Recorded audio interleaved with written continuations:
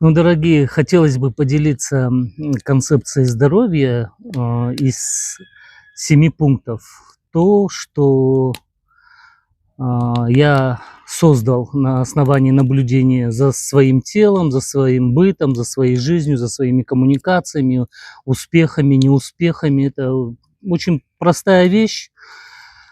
Базовое это все-таки, как я говорил, это ответственность. Если человек берет ответственность за себя, за свои действия, за свои поступки, то это решает и кардинально меняет его позицию, меняет уровень жизни.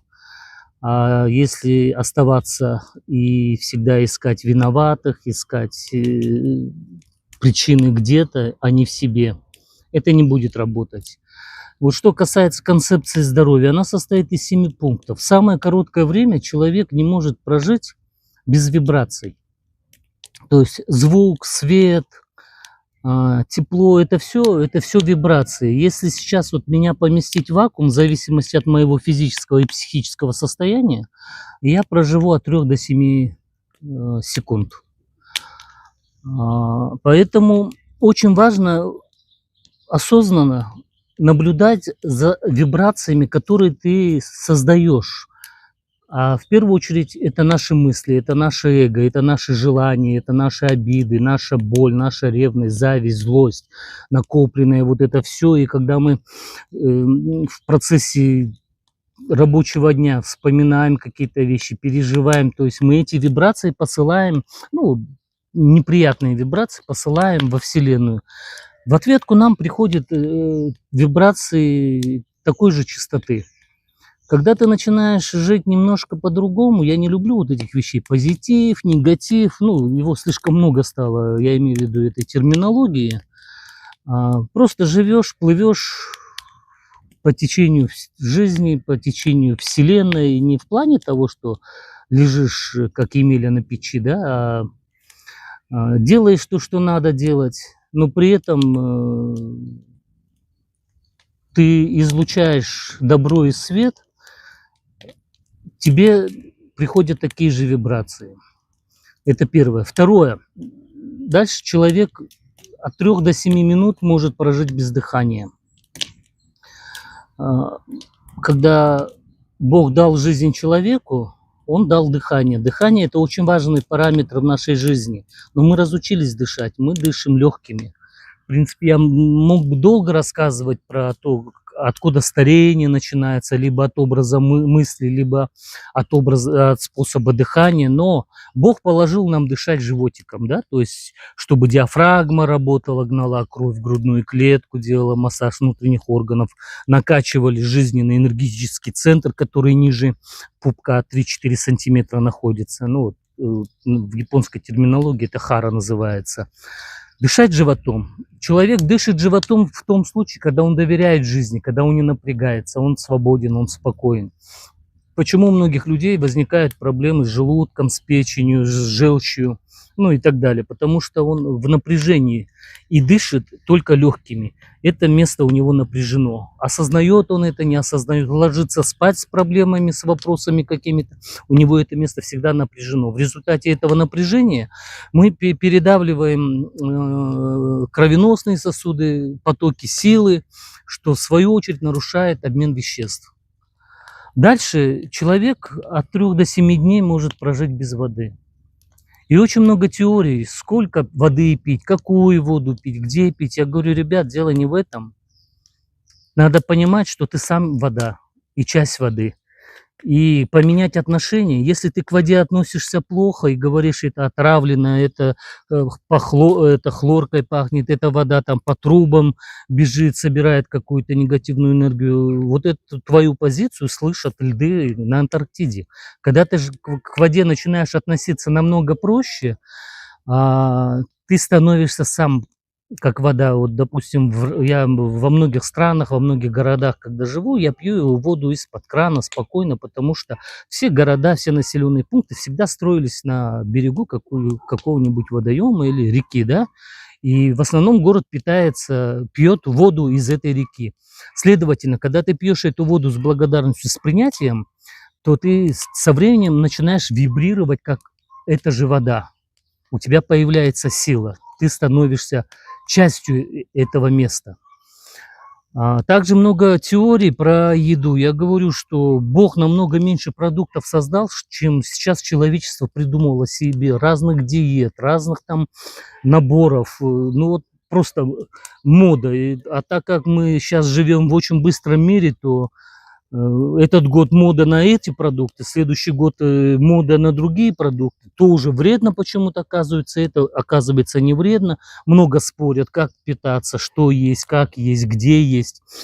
Я говорю, что, конечно, бы в идеале было бы хорошо есть то, что ели наши предки. Есть надо то, что дает эта земля. Тогда ты имеешь непосредственный контакт с этим местом. У тебя есть силы, у тебя есть движение в сторону гармонизации с этой местностью. Конечно, бананы, киви для нас это вкусно, это хорошо, но оно не столько полезно, сколько вот клубника вот растет. Вот это. Есть надо желательно, как повторюсь, то, что ели наши предки. Но если такой возможности нет, то просто не идите на поводу у разных гуру, у разных коучей. Начните слышать себя, начните чувствовать, поймите, понаблюдайте за собой. При какой еде вам тяжко спать, при какой еде у вас нарушен обмен веществ, при какой еде у вас появляются какие-то симптомы. То есть это просто осознанно смотреть за собой, наблюдать, и вы сами для себя разработаете или найдете там очень простые механизмы, как питаться. Не обязательно придерживаться этого, но когда ты знаешь, что достаточно тебе 3 дня попитаться немножко по-другому, и тебе станет легче.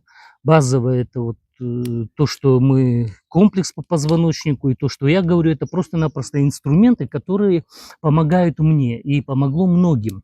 Это не панацея, но тем не менее, поймите, что это просто инструменты. И каждый для себя должен найти свой инструмент. Да, плоскогубцы, много их видов. У кого-то размер больше у плоскогубцев, ну, или молотки, они тоже разные бывают. Но каждый находит, мастер, для себя свой инструмент. Вот также и питание, также ритм жизни. Вы найдите свой и следуйте этому. Человек это был 4-й пункт концепции здоровья. 5-й пункт это, конечно же, сон. Мы разучились спать. То есть надо понимать, что вот если ты спишь, ты спишь. Не надо лежать, ворочаться, думать, переживать, волноваться. Как говорил Будда, и не только Будда, многие говорили, если проблема решаема, она решится. Если не решаема, она никогда не решится. И в том случае волноваться незачем. Поэтому, если идешь спать, спи. Многие спорят, там 7 часов спать, 8 часов, 6 часов, неважно. Главное, поспи так, чтобы ты стал радостным и бодрым. Но надо понимать, что человек живет в ритме моря, и ночью он очищается.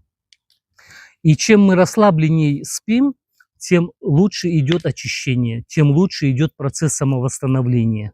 Не зря же вот, когда человек болеет, ему рекомендуют больше спать, потому что когда он спит, он не сопротивляется миру, он расслабленный организм, и сила Вселенной сама в него входит и работает. Когда же он напряжен, то сила Вселенной, как модно сейчас говорить, энергии, да, я это слово не совсем понимаю, ну и оно настолько часто употребляется, что само слово энергия потеряло энергию.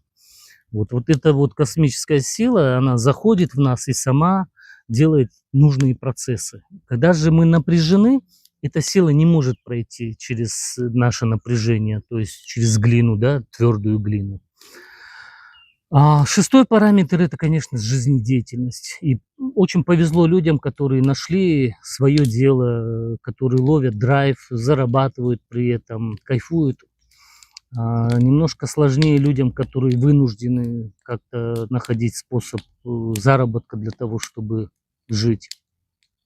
Но жизнедеятельность – это не только способ, это способ мышления, не только способ заработка, это способ мышления, это способ отношения к миру, способ отношения взаимосвязь со Вселенной, да, то есть здесь тоже надо глубоко и долго работать, чтобы начать менять какие-то программы, которые работают не совсем полезно. И седьмое, конечно же, это вопрос внутренней работы, да, вопрос самопознания. То есть не то, что убегать от себя и прятаться за духовными практиками, а все-таки глубоко, ответственно, без страха идти вглубь этих знаний, этих учений и начинать все это надо с самого себя. Вот, дорогие, успехов вам, здоровья, на связи.